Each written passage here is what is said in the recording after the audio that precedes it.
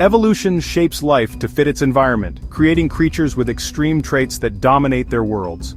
Over millions of years, these adaptations can make a species an apex predator or a highly successful herbivore. But this very success can become a trap. Nature is always changing, and what works today may fail tomorrow. The history of life is filled with stories of creatures whose greatest strengths became fatal weaknesses. In this video, we'll explore some of evolution's most extreme experiments, monsters that seem born from fantasy. Meet Titanoboa, a snake as long as a bus; Anomalocaris, the Cambrian's first true hunter; Arthropleura, a millipede the size of a car; Leviathan, the whale that hunted whales; and Therizinosaurus, with its gigantic fragile claws. Each was a master of its time, perfectly adapted to unique conditions, but their specialization made them vulnerable. When the world changed, they couldn't keep up.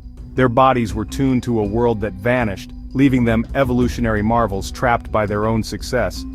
These stories remind us, survival isn't just about strength or dominance, but adaptability.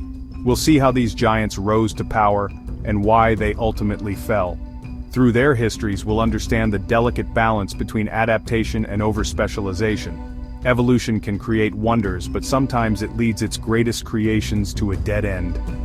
Let's begin our journey into the past to meet nature's most extreme and fragile monsters. Their stories are a powerful lesson in the risks of going too far down a single evolutionary path. The key to survival is not just to thrive, but to be ready for the unexpected. 60 million years ago, in the steamy Paleocene jungles of Colombia, Titanoboa ruled as the largest snake ever. This apex predator stretched up to 13 meters, longer than a school bus, and weighed over a ton. Its size dwarfed today's largest snakes, thanks to the era's extreme heat. As a cold-blooded reptile, Titanoboa's metabolism was supercharged by the constant, intense warmth. This allowed it to grow to proportions impossible in today's cooler world. Titanoboa's immense size let it overpower giant turtles and crocodiles, facing no natural predators. It was a masterful ambush hunter, lurking in murky waters and striking with speed to constrict its prey. For millions of years it reigned supreme, perfectly suited to the lush, resource-rich Paleocene jungle. But this dominance came at a cost. Titanoboa was chained to a narrow range of temperatures. Its entire existence depended on the world remaining a sweltering greenhouse. As long as the heat lasted, Titanoboa's future seemed secure. Yet the Earth's climate is never stable. The very conditions that made Titanoboa a giant also made it vulnerable. When the world cooled, the Serpent King's reign would be threatened. Titanoboa's story is a warning: even the mightiest are at the mercy of a changing planet.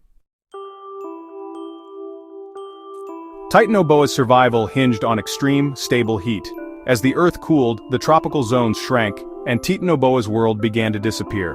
Its massive body, once an advantage, became a liability. It couldn't maintain the high metabolism needed to survive. Digestion slowed, movement became sluggish, and the snake was trapped by its own biology. Unlike smaller animals, Titanoboa couldn't migrate or adapt quickly. Its specialization for heat left it with no fallback strategy. When the climate shifted, Titanoboa was too big and too specialized to survive. The Serpent King vanished, a victim of its own evolutionary success. Its story is a classic case of overspecialization, dominant in one era, doomed in the next. Nature selected for size when the world was hot, but against it when the world cooled. Titanoboa's extinction is a stark reminder. Evolution rewards adaptability, not just dominance. Even the most magnificent creatures can be undone by the very traits that made them great. The fossil record holds their memory, a testament to the risks of going all in on a single strategy. In the end, Titanoboa could not keep up with a changing world. 500 million years ago, the Cambrian seas teemed with new life. Anomalocaris emerged as one of the first true apex predators. With large, stalked eyes and spiny grasping appendages, it was a giant among its peers, up to 60 centimeters long. Its circular, plate-like mouth was once thought to crush hard shells, but it likely specialized in soft-bodied prey.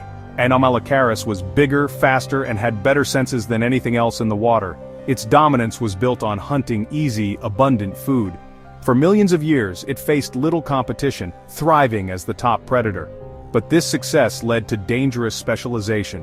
Anomalocaris never needed to adapt to tougher prey, locking it into a narrow ecological role. When mass extinctions changed the makeup of marine life, Anomalocaris was unprepared. Its specialized diet became a weakness as new, harder-shelled creatures evolved. The Cambrian's titan faded, unable to adapt to a changing world. Its story is a lesson in the risks of evolutionary complacency. 300 million years ago, Earth's air was thick with oxygen, 35% compared to today's 21%. This supercharged atmosphere allowed arthropods to grow to monstrous sizes. Arthropleura, the largest land arthropod ever, stretched nearly 3 meters, longer than a small car. Its wide, armored body protected it from predators, but it was a gentle giant, feeding on decaying plants and giant ferns. Arthropleura's size was possible only because of the high oxygen levels, which fueled its simple respiratory system. For millions of years it thrived in the swampy forests, with few threats and abundant food. Its gigantism was a direct result of a unique atmospheric niche, but this dependency was a double-edged sword. When the world's oxygen levels dropped, Arthropleura's advantage became a fatal flaw. Its biology was tied to a fleeting moment in Earth's history. The giant millipede's story is a reminder. Sometimes the air itself can decide who survives. Evolution's experiments are often at the mercy of forces beyond any creature's control. As the Carboniferous gave way to the Permian, Earth's climate dried and oxygen levels plummeted. Arthropleura's massive body, once an asset, became a burden. It couldn't extract enough oxygen from the thinner air. The giant millipede began to suffocate, growing sluggish and unable to digest food properly. Its swampy forest home vanished, replaced by drier landscapes and new vegetation. Even if it could breathe, its food was disappearing. Arthropleura faced a two-fronted crisis: unbreathable air and vanishing resources. There was no time to adapt. Its specialization sealed its fate. The creature that once ruled the forest floor vanished from the fossil record. Its gigantism was a temporary advantage, undone by a changing atmosphere. Arthropleura's extinction is a powerful lesson in environmental dependency. The very air that gave it life became its undoing. 13 million years ago, Leviathan, a giant sperm whale, terrorized the Miocene seas. Unlike modern sperm whales, Leviathan hunted large prey near the surface, especially other whales. Its massive interlocking teeth were the largest of any known animal, perfect for tearing through flesh. Leviathan's evolution was driven by an abundance of medium-sized baleen whales, its ideal prey.